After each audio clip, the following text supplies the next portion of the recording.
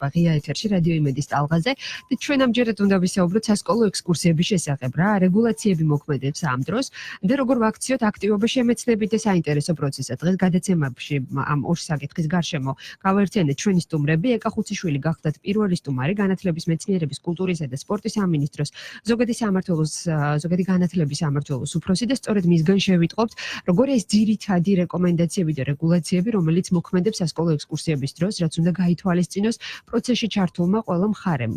მოგესალმებით ქალბატონო ეკა, მადლობას გიხდით გადაცემაში მონაწილეობისთვის. მადლობა თქვენ. მას შემდეგ რაც გავიგეთ რომ თბილისში რამდენიმე სკოლა მოარითქვა ექსკურსიებზე და მოვიდა ჩვენამდე ეს ინფორმაცია, გადავწყვიტეთ გავარკვიოთ რა ხდება რეალურად არის თუ არა დამატებით ახალი შეზღუდვები შარშანდელი წლისგან განსხვავებით და როგორია ის ძირითადი რეკომენდაციები და რეგულაციათა ჩამონათვალი საერთო ჯამში, რომელიც ამ დროს უნდა გავითვალისწინოთ. მოგესალმებით კიდევ ერთხელ, მივესალმებით თქვენს მსმენელებს, რაც შეეხება დამატებით რეგულაციებს. განათლების სამინისტროს მიერ გასულ წლებში უკვე გადაგზავნილი რეკომენდაციების თანახმად ორგანიზატორებს ევალებოდათ ბავშვის და მისი კანონიერი წარმომადგენლისთვის სრულყოფილი ინფორმაცია მიეწოდებინათ ღონისძიების მიზნების, დაგეგმილი აქტივობების და მხარეთა უფლება მოვალეობების შესახებ. უსაფრთხოების კუთხით განათლების სამინისტრომ გასულ წლებში ასევე გააძლიერა ზედამხედველობა და რეკომენდაცია მიაწოდა სკოლებს, რომ წინასწარ ქონოდათ ინფორმაცია სატრანსპორტო საშუალების გამართულობასთან დაკავშირებით, ასევე იმ ზღოლის მონაცემები წინასწარ გადამოწმებული, რომელიც მართავს ამ სატრანსპორტო საშუალებას. ასევე განათლების სამინისტროს რეკომენდაცია იყო, რომ ორგანიზატორებს შორის აუცილებლად ყოფილიყო და პასუხისმგებელ პირებს შორის ყოფილიყო პირველადი სამედიცინო დახმარების აღმოჩენის კუთხით კომპეტენტური პირი. განათლების სამინისტრო ახლაც მუშაობს განახლებულ რეკომენდაციებზე, რომელიც აუცილებლად დაეგზავნება ზოგად საგანმანათლებლო დაწესებულებებს. ეს არის რეკომენდაციები თუ ეს არის მკაცრად განსაზღვრული წესები, რომელიც დარღვევის აღმოჩენის შემთხვევაში გარკვეული ტიპის, თქვათ, თუნდაც ჯარიმებს გულისხმობს. როგორ უყურებს ზოგადად განათლების სამინისტრო ექსკურსიების საკითხს? ზოგადად განათლების სამინისტროსთვის ექსკურსია პირველად საგანმანათლებლო მიზნებს უნდა ემსახურებოდეს და აუცილებლად იყო დასაბუთებული ამ ექსკურსიის საჭიროება ორგანიზატორების მიერ. თუმცა არსებობს მშობლების მიერ თვითორგანიზებული ექსკურსიები, რომელზეც განათლების სამინისტრო ვერ აიღებს პასუხისმგებლობას. კი ბატონო. არის თუ არა აუცილებელი გარკვეული ტიპის შეთანხმება სამინისტროსთან ამ შემთხვევაში კიდევ დამატებით რაიმე ვთქვათ რეკომენდაცია და წესები ხომ არ არის რომელსაც უნდა დავემორჩილოთ? განათლების სამინისტროსთან დამატებით შეთანხმება არ იქნება საჭირო, უბრალოდ განათლების სამინისტრო უკვე ინდივიდუალური აქტის სახით დაამტკიცებს აღნიშნულ ინსტრუქციას, რომელიც სავალდებულოდ შესასრულებელი იქნება საჯარო სკოლის დირექტორების მიერ. რაც შეეხება პასუხისმგებლობას, თითოეული ასეთი შემთხვევა ამ ინსტრუქციის დარღვევის შემდეგ განიხილება განათლების სამინისტროს მიერ. როდიდან ამოქმედდება წესები, რომელზედაც საუბრობთ, რომ დაექვემდებარება გარკვეული ტიპის სასწავლო წლის დასრულებამდე უკვე ამოქმედებული გვექნება ეს წესები და საჯარო იქნება ეს ინფორმაცია ყველა დაინტერესებული მხარისთვის. და ბოლოს რომ შევაჯამოთ ჩვენი საუბარი, მთავარი რჩევები, რეკომენდაციები მშობლებს პროცესში ჩართულ ყველა მხარეს, როგორც ორგანიზატორს, ან დაქირავებულ კომპანიებს ამ შემთხვევაში, რომელიც მომრავლდა ამ ბოლო პერიოდში, ასევე სკოლებისთვის. მთავარი რჩევა იქნება ის, რომ მაქსიმალურად იქნეს გათვალისწინებული ის ზომები, რომელიც ემსახურება მოსწავლეთა უსაფრთხო გადაადგილებას და მათ დაცულობას ექსკურსიის დროს ტრანსპორტირების პროცესშიც და უშუალოდ ექსკურსიის ლოკაციების ადგილებზე. უღრმესი მადლობა მინდა გადაგიხადოთ მონაწილეობისთვის და გისურვოთ წარმატება. განათლების მეცნიერების კულტურისა და სპორტის სამინისტრო ზოგადი განათლების სამმართველოს უფროსი ეკა ხუციშვილი საუბრობდა ღია ეთერში სასკოლო ექსკურსიებთან დაკავშირებული რეგულაციების შესახებ და კონკრეტული პასუხები მივიღეთ მისგან. გაიცემის მიწურულს ჩვენ შევაჯერებთ კიდევ ერთხელ ამ თემას. საკითხი, რომელიც არის ხოლმე როგორც წესი ძალიან მნიშვნელოვანი და საინტერესო, როგორც ქალბატონმა ეკამ აღნიშნა, მიზანი ამ შემთხვევაში უნდა იყოს საგანმანათლებლო ცხადი ხადია სასკოლო ექსკურსიისა, თუმცა ბოლო წლების განმავლობაში, ისევე როგორც შეიძლება ჩვენი ბავშვობის პერიოდში, გარკვეულწილად ჩვენ ხედავდით არაჯანსაღი პრაქტიკის ჩამოყალიბებას. ჩემი გაიცემის სტუმარი გახლავთ ნუცა ცქიმანაური, კულტურული და საფეხმავლო გიდი საქართველოს სამთო გიდების ასოციაციის წევრი და სწორედ მასთან ერთად მისივე გამოცდილებაზე დაყრდნობით, მინდა ვისაუბროთ აღნიშნულ საკითხთან დაკავშირებით. მოგესალმებით ნუცა, უღრმესი მადლობა მინდა გადაგიხადოთ მობრძანებისთვის. მოგესალმებით ყველას, გამარჯობა. როგორია დამოკიდებულება მშობლების სკოლის ადმინისტრაციის ამ შემთხვევაში თქვენ ქონიათ შესაძლებლობა და გამოცდილებაც სწორედ რომ სასკოლო ექსკურსიების დროს გიდის ასე ვთქვათ ამპლუით ყოფილიყავით წარმომადგენელი ამ თუ იმ ექსკურსიაზე, რას ანიჭებენ უპირატესობას, როგორი არსებული რეალობა ამ კუთხით და შემდეგ უკვე ძირითადად იმ საკითხებზე ვისაუბროთ, სადაც ხვდებით რომ ნაკლებად კარგია ვითარება. ამ ბოლო დროს შეიძლება ითქვას, რომ უკეთესობისკენ იცვლება. ეს ტენდენცია აღარ არის, რომ ექსკურსიები საქეიფო მიზნად იყო გადაქცეული. ჩემ ბავშვობიდან ძალიან მწარედ მახსენდება, ექსკურსია ნიშნავდა იმას, რომ კლავდნენ ქათამს, წვავდნენ, მოკლედ აცხობდნენ ხაჭაპურებს, გოჭი მთელი ამბავი. და ეს იყო ძირითადად მშობლების გართობაზე და кейფზე ორიენტირებული ღონისძიება. ბავშვებიც ვერთობოდით ხოლმე. ხო, ბავშვებიც ვერთობოდით კი, მაგრამ ჩემთან ცოტა სხვანაირად ხდებოდა და ძალიან მოქვს გულში ხინჯაც ეს ამბავი დარჩენილი და მას შემდეგ რაც კიდევთ მუშაობ, ბევრჯერ მომიწია შეხება სხვადასხვა კლასის ასაკის ბავშვებთან, მასწავლებლებთან და მშობლებთან და მინდა ვთქვა, რომ უკეთესობისკენ იცვლება ეს ყველაფერი, რაც თავარია კომუნიკაცია დგება და აინტერესებთ როგორ შეიძლება რომ სწორედ დაიგეგმოს ექსკურსია, ისე რომ ეს არ გადაიქცეს მარტო ჭამასმად და ბავშვებმაც მაქსიმალური ინფორმაცია და სიამოვნება მიიღონ ამ პროცესისგან. ამიტომ მოდით დავიწყოთ და გავმარტოთ რა რამდენად არის შესაძლებელი და როგორ უნდა დავიწყოთ ექსკურსიაზე ფიქრი და დაგეგმა პირველ რიგში. რის მიხედვით უნდა შევარჩიოთ ლოკაცია, მე ვეცადე მომეძიებინა, მაგრამ კონკრეტულად გაწერილი თუნდაც მარშრუტები ასაკობრივ კატეგორიაზე არ არის მიკუთვნებული და როგორც ჩემი და ასევე თქვენი კოლეგა ზაზა ჭიტანავა მიყვებოდა, ეს არის ნებისმიერი კულტურული ან თუნდაც მთის ტურები, შეიძლება გამოვიყენოთ გარკვეული, თქვათ, ფიზიკური მონაცემებიდან გამომდინარე ცხადია, ნებისმიერი ასაკობრივი კატეგორიის წარმომადგენლისთვის განსხვავებული შეიძლება იყოს კუთხე რა, კუთხითაც მას ჩვენ დავანახებთ. შესაბამისად, ის რომ არსებობდეს კონკრეტული მითითებები, რა ასაკში, რა ადგილები უნდა მოინახულოს ბავშვმა, ნაკლებად სწორად ეჩვენებათ სპეციალისტებს. მაინტერესებს თქვენი მოსაზრებაც ამ საკითხთან დაკავშირებით და ძირითადად, როდესაც ვფიქრობთ ხოლმე ამ თუ იმ ასაკში, ამ თუ იმ კლასის განმავლობაში, რა ტურისტული და კულტურული მიმართულება უნდა ავირჩიოთ, ყოველთვის არის ხოლმე აზრთა სხვადასხვაობა. როგორია თქვენი შეხედულება? მე მაინც ხრომად მჯერა, რომ ექსკურსია უნდა ქონდეს აუცილებლად საგანმანათლებლო დანიშნულება, მაგრამ განათლება არ უნდა იყოს მოსაწყენი და მოსაბეზრებელი. შეიძლება ისეთ გადასარო გასართობა დაქციო, დაამახსოვრდეს ის ლოკაცია, ის შეძენილი ინფორმაცია და ცოდნა და ხელმეორედ მოუნდეს დაბრუნება იმ ადგილას. ასევე ღრმად მჯერა, რომ ასაკი, ასე ვთქვათ, შეზღუდული არ არის. 3 წლიდან პრინციპში რეკომენდირებულია უკვე ექსკურსიებზე, მცირე ექსკურსიებზე სიარული. მცირე ექსკურსიებს გულისხმობ, მაგალითად, ბაღის ასაკის მოსწავლეები უპრობლემოდ შეიძლება წაიყვანო სახანძროში, სახანძრო დეპოში, პოლიციაში ან პოლიციელები დაპატიჟო. წაიყვანო მაგალითად 3-დან 5 წლამდე იგივე ბაღის ასაკისან პირველკლასელი მოსწავლეები თბილისის ტურზე, რომელიც შეიძლება ჩემი პრაქტიკიდან გამომდინარე საათი, 2 საათით გაგრძელებულა, მაგრამ მათთვის ძალიან შთამბეჭდავი და დასამახსოვრებელი ყოფილა. თბილისის ხარჯზე აღწევთ ამას, რომ 3-დან 5 წლამდე მიუხედავად იმისა, რომ სასკოლო ექსკურსიების თემაზე ვსაუბრობ, ძალიან საინტერესოა ამ ასაკში ძალიან ხშირად გვიფიქრია, სად შეიძლება წავიყვანოთ ისეთ ადგილას, რომელიც მათთვის იქნება ახალი შთაბეჭდილებების წყარო, რა კონკრეტული წერტილი შეიძლება ვნახოთ და გამოვძებნოთ თბილისის ტურში 3-დან 5 წლამდე ბავშვებისთვის მაგალითად. ძალიან ელემენტარულია, ყველგან შეიძლება, მთავარია სურვილი, მონდომება, ყველგან შეიძლება მსგავსი რაღაცის გაკეთება.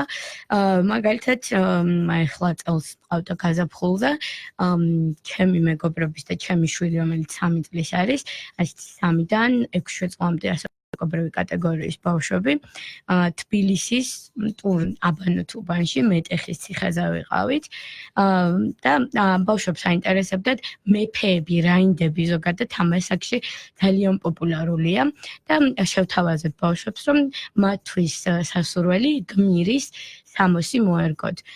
ზოგი სპაიდერმენის ფორმით წამოვიდა, ზოგი უბრალოდ ჯადოქარი იყო, ზოგმა სხვადასხვა გმირის ამპლუა მოერგო, ასევე მშობლებსაც არ დავიწყნიათ გვირგვინები იყო ცოცხებით მთელი ამბები და ყველაზე მთავარი კულმინაცია ამ ამბის ეს იყო რომ ლეხთახევში ჩანჩქერთან სირბილის ქვეშ და წყალში ქვების სროლის შემდეგ რომელიც შუა ქალაქში უცბად არ მოელირა იქ ჩანჩქერს დაინახავდა ბავშვები გადაირივნენ ბოტებით შეცვიდნენ გაერთნენ კარგად და უცბად დამაგვირგვინებელ ამბად მოევლინეთ ნამდვილი რაინდი რომელიც ორი ხმლით აბჯრით და მთელი აღჭურვილობით ფარხმლით გამოეცხადა ბავშვებს ტალავარში ჩაცმული თედო ეროვნული სამოსით კი შავფეროსნების ერთ-ერთი წევრი მოვიწვიეთ რომელმაც ბავშვებს აჩვენა ეს ვიზუალური და ხელშესახები ეფექტი ქონდა ბავშვებს ძალიან დიდი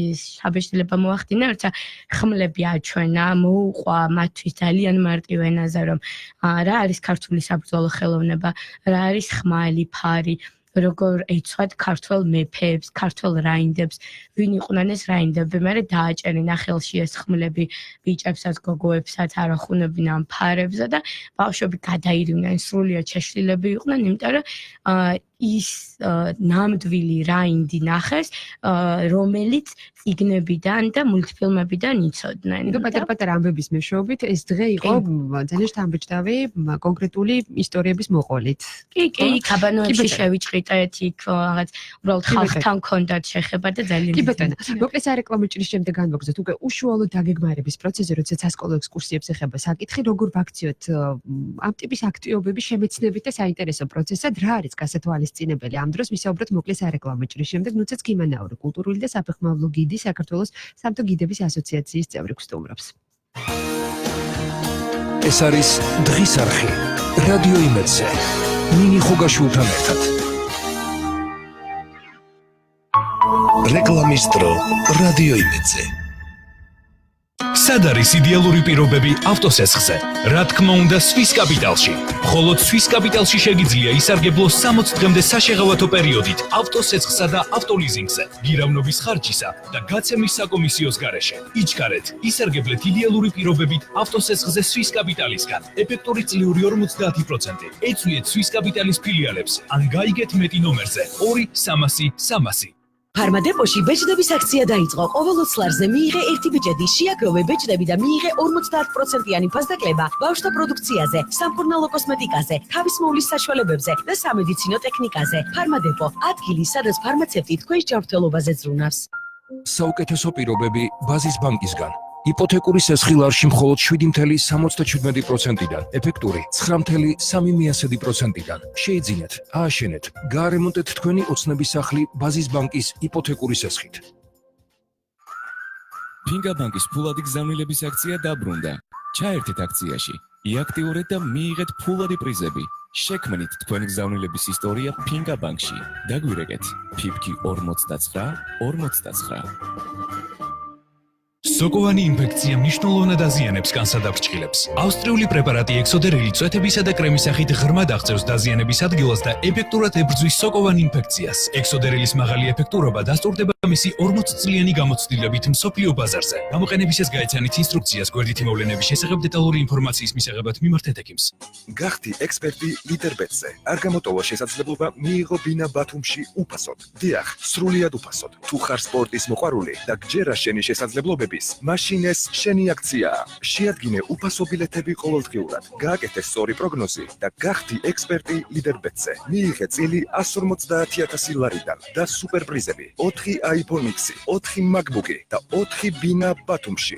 ლიდერბეტი, შენი შესაძლებლობების სამყარო.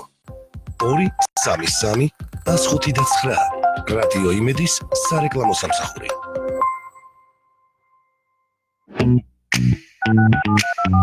გაიგეთ ვინ გირეკავთ. მობილური ნომრების ბაზა nomrebi.com. რადიო იმედის პარტნიორი სოციალურ ქსელებში. nomrebi.com. არასრული საათის სპონსორია TTSEPTI. ეს არის დღის არხი. რადიო იმედზე. ნინი ხუგაშვილთან ერთად. მოგესალმებით კიდევ ერთხელ, ეს არის დღის არხი და ჩვენ ამჯერად საუბრობთ სასკოლო ექსკურსიების შესახებ. გადაცემის პირველ ნაწილში განათლების სამინისტროს წარმომადგენელი ვიყვებოდა კონკრეტული რეგულაციების შესახებ და გადაცემის მიწურულს მას კიდევ ერთხელ შეგახსენებთ. ამჯერად გადაცემის სტუმარი გახლავთ ნუცა ცქიმანაური, კულტურული და საფეხმავლო გიდი, საქართველოს სამთო გიდების ასოციაციის წევრი და მასთან ერთად განვიხილავთ საკითხებს, არის თუ არა შესაძლებელი და რა თქმა უნდა არის ალბათ შესაძლებელი და რა არის რაზე უნდა იყოს აწყობილი პროცესი, რომელიც საერთო ჯამში სასკოლო ექსკურსიას გახდის როგორც შემეცნებით, ასევე საინტერესოს დასამახსოვრებელს და ექსკურსიიდან დაბრუნების შემდეგ ახალი და დიდი შთაბეჭდილებები ექნებათ ბავშვებს არა გართობის შესახებ კონკრეტულად, არამედ იმ ისტორიული და მნიშვნელოვანი დეტალების ცოდნით და გამჟღავნებით ცხადია, რომელიც არის ხოლმე ტრადიციულად დამახასიათებელი, ან უნდა იყოს ამგვარი აქტივობისთვის. ნუცა, კიდევ ერთხელ მოგესალმებით, მადლობა კიდევ ერთხელ სტუმრობისთვის და როგორ ვიწყებთ პროცესს პირდაპირ დავიწყოთ ჩვენც ახლა განხილვა რომ არ დავკარგოთ ბევრი დრო. ეს უბრალოდ რასაც მე მოგიყვებით, ჩემი პირადი გამოცდილებიდან გამომდინარეა, როგორც გიდი, როგორც მშობელი და როგორც მოსწავლე, რომელიც ექსკურსიებზე დადიოდა.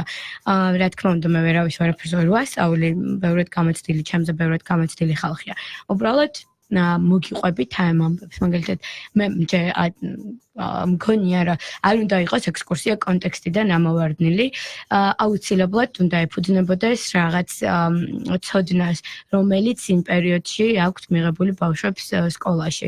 მაგალითად თუ აქვთ საუბარი, თუ არის საუბარი მაგალითად კანიონებზე, ან რაღაც ბუნების ძეგლებზე და მიდიხარ ვთქვათ ბირთვისში, რა თქმა უნდა ეს არ არის ამოვარდნილი მარშრუტიდან და პირიქით ძალიან კარგად წაადგებათ ცოდნის გამყარებაში. ასევე აუცილებელია სწორად დაიგეგმოს მარშრუტი და სწორად შეირჩეს ლოკაცია. ზაფხულში, როგორც წესი, ივნისიდან მთელი ზაფხულის მანძილზე უფლის ციხე, დავით გარეჯი, ვთქვათ, იგივე სამშვილდე, ესეთი ცხელ ადგილებს არ ვარჩევთ, იმიტომ რომ ჯერეთი ძალიან ცხელა ჩრდილი არ არის შესაფარებელი, დიდი ალბათობა არის მცურავების და მკბენარების, იმიტომ რომ ბალახი მაღალია, ამიტომ ძალიან კარგი იქნება სანამ ექსკურსიას დაგეგმავენ ორგანიზატორებმა კომპეტენტურ ადამიანებთან გაიარონ რეკომენდაცია, რომელი მიმართულება ჯობია, იგივე ვთქვათ, წყალი არის თუ არა ამ მარშრუტზე და მსგავსი ტექნიკური ამბები. მე კიდევ ეს მგონია რომ მშობლების და პედაგოგების ჩართულობა, ესეთი თანამშრომლობა, კოლაბორაცია, ესე ძალიან მნიშვნელოვანია, თუმცა მანამ სანამ ორგანიზატორებისგან, თვითონ სკოლისგან, მშობლებისგან ბავშვები, როგორც სრულფასოვანი მოქალაქეები არ იქნებიან ისე აღქმული, ექსკურსია განწერულია.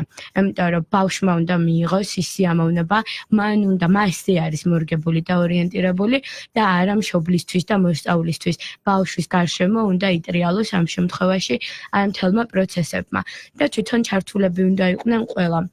მშობელი არ უნდა იყოს მარტო ინფორმირებული იმაზე, რომ ჩვენ მივდივართ, ვთქვათ, სამშვილდეში, ან უფლის ციხეში, ან ვარძიაში, მივდივართ და რა კარგია. მშობელი ჩართული უნდა იყოს პროცესში. უნდა მქონდეს კონკრეტული დავალებები მასწავლებლისგან, თუ იქნება ეს ნებისმიერი ორგანიზატორი. საინტერესოა განწყობები და მოლოდინები როგორ შეიძლება შევქმნათ. აუცილებელია კი, ეგ აუცილებელია. შესაძლებელია ვიცოდე რომ მინდა, მაგრამ არ ვიცი ტექნიკა, ვთქვათ რა, როგორ შეიძლება გავაკეთო ეს ყველაფერი. უნდა იყოს ამაზე საუბარი, როგორც ვიზუალური აღქმა, უნდა კონდეთ ბავშვებს წარმოდგენა, ინტერნეტი გვაძლევს იმის საშუალებას, რომ თქვა სლაიდები ვაჩვენოთ და მოუყვეთ ისტორიები, ოღონდ არა მოსაწყენი ისტორიები თავისი საუკუნეებით და თარიღებით, არამედ საინტერესო ლეგენდები, რაც ბევრად მომხიბვლელს გახდის, ხო?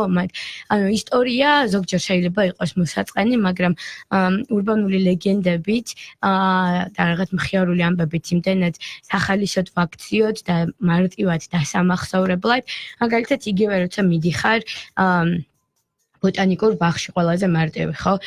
ჩვენ ვაკეთებთ ხოლმე ესე ვითვლით ხიდებს, მაგალითად, ვითვლით რაღაც რა თუ ყვავილობა არის, რა ფერის ხე, რამდენი შევხვდა და მე საბოლოოდ ვაჯამებთ ხოლმე რამდენი ჩანჩქერი ვნახეთ, რამდენი მდინარე, რამდენი ხიდი გადავიარეთ, როგორი იყო ეს ხიდი, აბა გვახსოვს რომელი საუკუნისაა, ან რით არის მნიშვნელოვანი გამორჩეული ის ხე და ესე ძალიან კარგად ამახსოვრდება და მეორე წელს რომ მივდივართ ხოლმე ექსკურსიაზე, უკვე ახსოვთ ეს გახსოვთ, აი ჩვენ ნახეთ და ეს არის ყველაზე დიდი წარმატება გიდისთვისაც და მასწავლებლისთვისაც, როცა მოსწავლეს ბავშვს ახსოვს წინა წელს ნახე. ამგვარი ამბების ძალიან მარტივი თითქოს ერთი შეხედვით ნამდვილად შეიძლება დღესასწაულად ვაქციოთ ბავშვისთვის, ხო? თუნდაც ნებისმიერი ლოკაციის სახელით დაწყებული და წარმოშობით დაწყებული ისტორია შეიძლება იყოს ძალიან საინტერესო ამ კუთხით. კი. და აუცილებელია მაქსიმალურად ვეცადოთ, რომ ბავშვებს გაჯეტებთან ურთიერთობა არ მოუნდათ ტელეფონებთან ჩვენ ვერ აუკრძალავთ ექსკურსიის პერიოდში, რა თქმა უნდა ვერავის ვერ აუკრძალავთ ტელეფონი წამოიღოს, მაგრამ იმდენად მხიარული განწყობა უნდა იყოს და ჩამთრევი საინტერესო პროცესი, რომ არ მოუნდათ ტელეფონებისკენ გახედვაც კი. ბავშვი რომელიც არის წყნარი, ჩემთვის ეს ნება, მით უმეტეს ყველა ბავშვი ცელქად გადაიქცევა მსვლელობისას, ამით უმეტეს როცა ტრანსპორტში არის თავმოყრილი 15-ზე მეტი ბავშვი. ამიტომ უნდა ვიყოთ იმისთვის მზად და უნდა გქონდეს საპასუხო იერიში. ეს იერიში არ უნდა იყოს, ხო, აგრესიული არ უნდა იყოს არავითარ შემთხვევაში, რაც უფრო მეც იყვირებს, მშობელი იქნება თუ მასწავლებელი, უარყოფით შედეგს მოიტანს ეს, წყვილ ნერვებს მოვიშლით და ჩავშლით ექსკურსიას გადატესტილით ყველგან. ყველაზე კარგი არის აყვე თამაში. ოღონდ აყვე თავისი წესებით, ოღონდ ეს წესები შენსაც უნდა დაუქვემდებარო. ძალიან მარტივია, თამაშებს ვიწყებთ. სამაგიდო თამაშები არის კარგი, როცა ღამისთავით მივდივართ, მაგრამ გზაში ვთამაშობთ ასოციაციობანა, რომელიც ყველა ბავშვს უყვარს, გაფუჭებული ტელეფონი არ არსებობს, რომ ჩართული არ იყოს. ოღონდ ამ პროცესში მასწავლებელი, მშობელი, მძღოლი, ყველა უნდა იყოს ჩართული. ესეთი თამაშები შეკრულობის და გუნდური პრინციპის ამბავზეა დაფუძნებული და მე უფრო უწყობს ხელს კომუნიკაციას და მის გამყარებას ურთიერთობების. ეს ძალიან კარგია, მე ესე მგონია. ხო და რაც თავარია ბავშვები ჩარჩოებში არ უნდა მოვაქციოთ. ჩვენს მიერ შეთავაზებულ ჩარჩოებში. ჩვენ შეგვიძლია ინფორმაცია მივაწოდოთ, მეგრე უკვე თვითონ გადაწყვიტოს ამ ბავშვმა რა როგორ რაჯობია, მაგრამ რაღაცნაირად ბიძგი და მიმართულება უნდა მივცეთ. ყველაზე მარტივი მაგალითს მოგიყვანთ თბილისის ტურზე. მაგალითად მე-6-7 კლასზე ან თუნდაც უფრო პატარა ბავშვები, რომლებიც უკვე აზრზე არიან მოსულები და მეტნაკლებად ისმით რელიგია იქნება, ეს მაგალითად კულტურული განსხვავებები. თბილისი არის ყველაზე ტოლერანტული და ქალაქი და მულტიკულტურული, ამით ვამაყობთ სულ, მაგრამ რეალურად შეიძლება არ იცოდეს რა არის ეს. ამიტომ მივდივართ ეს პატარა ექსკურსია გვაქვს, შევდივართ მართლმადიდებლურ ტაძარში, რომელიც ჩვენთვის ყველასთვის ნაცნობია. მე ვადარებთ შევდივართ სომხურ გრიგორიანულ ტაძარში. იქ აუცილებლად ადგილობრივი მღვდელი გვხვდება ხოლმე ეს ტერტერა, რომელსაც ეცნობიან ბავშვები, უყვება ამბავს. მე შევდივართ მეჩეთში, იქ იმამი გვყავს, რომელიც ბავშვებს უყვება, კონტაქტში შედის, ესალმება და იგივე ვთქვათ კათოლიკურ ტაძარშიც შევდივართ. უბრალოდ ამ ბავშვებს არ უჩნდებათ იმის შეგრძნება, რომ ეს რაღაცა სხვა არის მისგან განსხვავებული და უცნაური დამოკიდებულება არ უნდა გქონდეთ, ან აგრესიული, რომ ეს არის ჩვენი კულტურის, ჩვენი სოციუმის ნაწილი არის. და ეს ყველაფერი, ეს ხალხი, რომლებიც არიან კათოლიკე, მუსულმანი, მართლმადიდებელი, გრიგორიანები, უნდა მიიღონ როგორც ჩვენი კულტურის განუყოფელი ნაწილი. რა არის კიდევ მნიშვნელოვანი, რა ინტერესები აქვთ ხოლმე, როგორ ფიქრობთ? ეს არის დამოკიდებული ცხადი ასაკზე, მაგრამ საერთო ჯამში მაინც რა შეგვიძლია ვთქვათ? ხო. რა თქმა უნდა, ციხე კოშკები აინტერესებთ, ძრომიალი აინტერესებთ ყველაზე მეტად. ციხეებზე აძრომა, ჩამოძრომა, ხეზი ასვლა. ამიტომ ვაკეთებთ ხოლმე ეს რამეს, ზოგჯერ როცა გვაქვს საშუალება, ვქირავთ პროფესიონალ მეკლდეურებს, რომლებსაც მოაქვთ ეს მთელი აღჭურვილობა, აბიაზგა, თოკები, მთელი ამბავი და ინსტრუქტორების დახმარებით ბავშვები პატარა მცირე მონაკვეთზე, ასაკსაც გააჩნია რა თქმა უნდა, ადიან კლდეზე. და ეს მათთვის რაღაცა განსაკუთრებული შეგრძნება, რომ თოკის დახმარებით, ჩაფხუტით ავიდნენ სადღაც. ხო, ჩაფხუტზე გამახსენდა. აუცილებელია, მე ვფიქრობ, კულტურის სამინისტრომ რეკომენდაცია კი არ უნდა გასცეს, აუცილებელ მოთხოვნაში უნდა ჩასვეს ის, რომ როდესაც ექსკურსია განხორციელდება, მინიმუმ ერთი ადამიანი უნდა ახლდეს, რომელიც იქნება რომელსაც ეკნება პირველადი სამედიცინო განათლება გავლილი.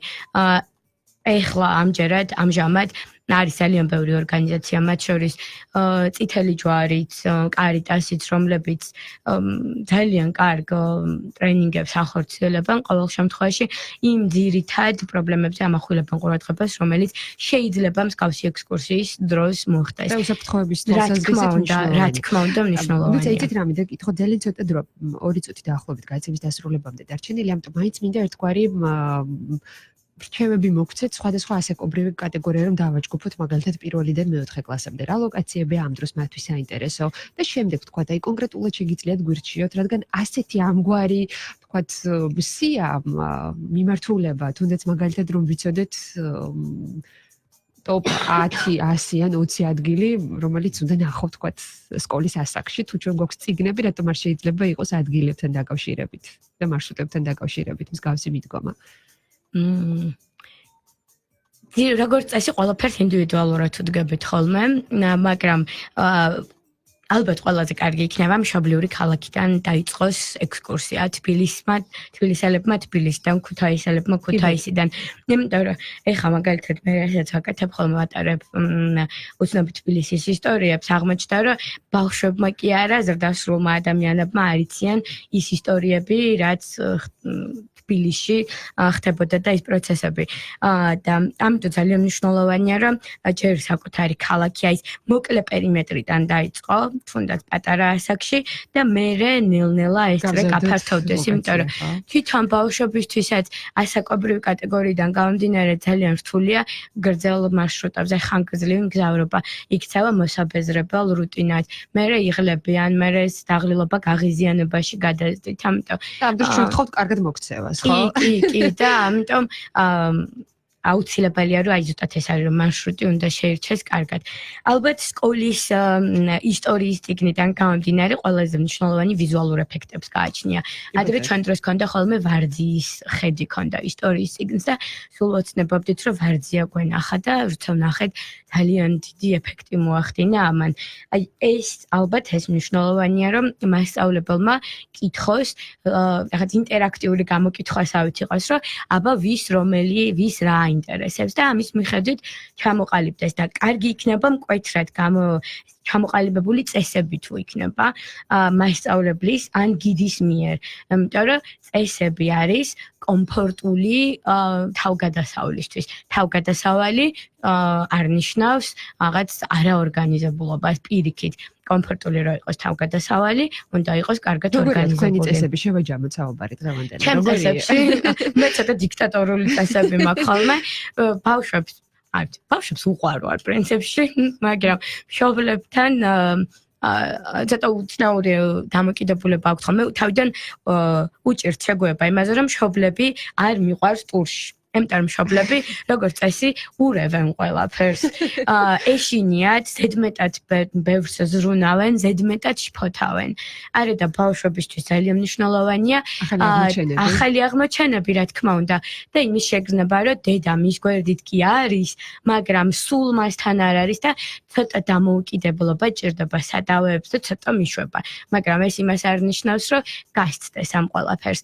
ამისთვის ვარ მე და ვთქვათ ვიღაც ამ ორგანიზატორების გუნდი, რომლებიც ამ კომფორტის სივრცეს აკონტროლებენ და ბავშვებს არაფერი არ დაემართებათ, უბრალოდ ისინი მიიღებენ მაქსიმალურ სიამოვნებას და ცოდნას. ინდივიდუალურად გეგმავთ ექსკურსიას ორგანიზატორების და დამატებითი კომპანიების გარეშე. რა არის ის მნიშვნელოვანი, რომელიც ამ დროს უნდა გავითვალისწინოთ და ვუპასუხოთ აქ მთავარ შეკითხვას, დრო პრაქტიკულად აღარ მაქვს, მაგრამ ძალიან მოკლედ მინდა გკითხოთ, როგორ ვაქციოთ საინტერესო და შემოქმედებით და შემეცნებით პროცესს პროცესად.